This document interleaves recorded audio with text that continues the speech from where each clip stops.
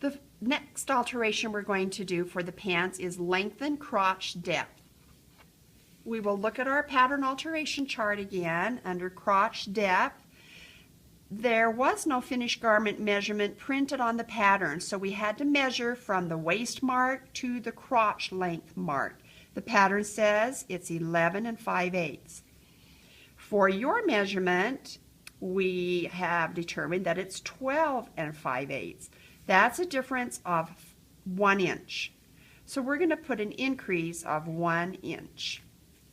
That's for full scale. But since we are doing a 4th scale for the pants, then we are going to divide that by 4. So we're actually going to increase 1/4 inch. I know that's quite small, but by doing this sample, it will help your understanding. So we're going to take our sample and notice that it already has a hip line there, but the grain line does not continue, and I like to have that grain line there. That just helps us true up the separated pattern pieces. So draw your line up a little higher before you cut through, right on the hip line. Now go ahead and pin the bottom pant to your board.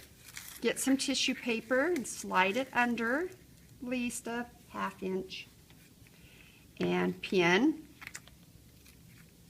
And then add your tape.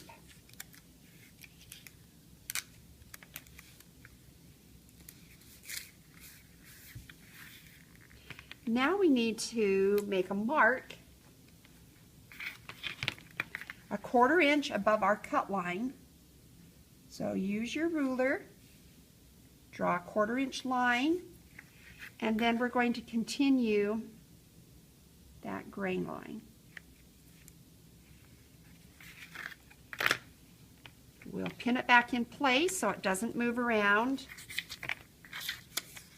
And add our top piece, lining up horizontal and vertical lines. And add your pins.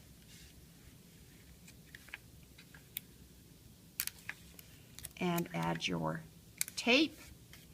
Now we need to true up the sides again. Just blend that in.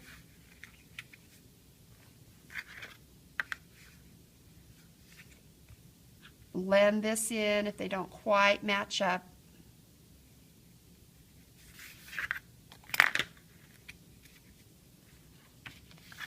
And then we'll trim off the excess tissue.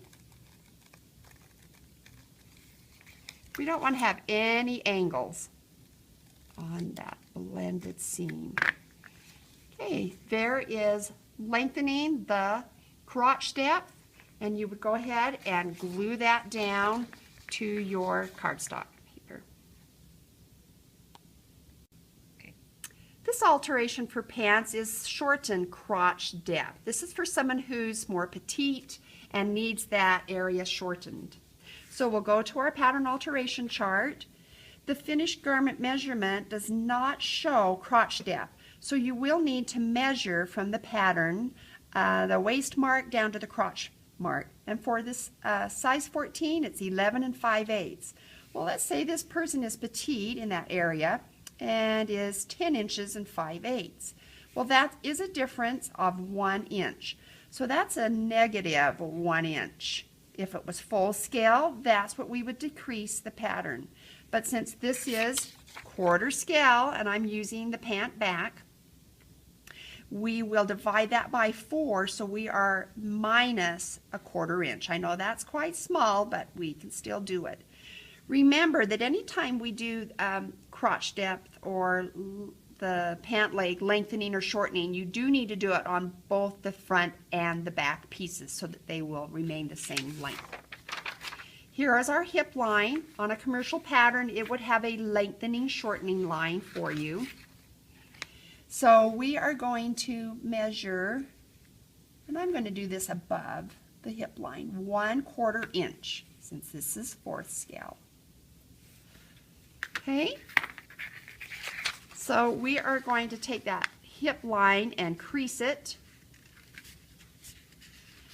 And then very carefully, we will fold it up. I know that's kind of hard because it's so tiny. 1/4 inch.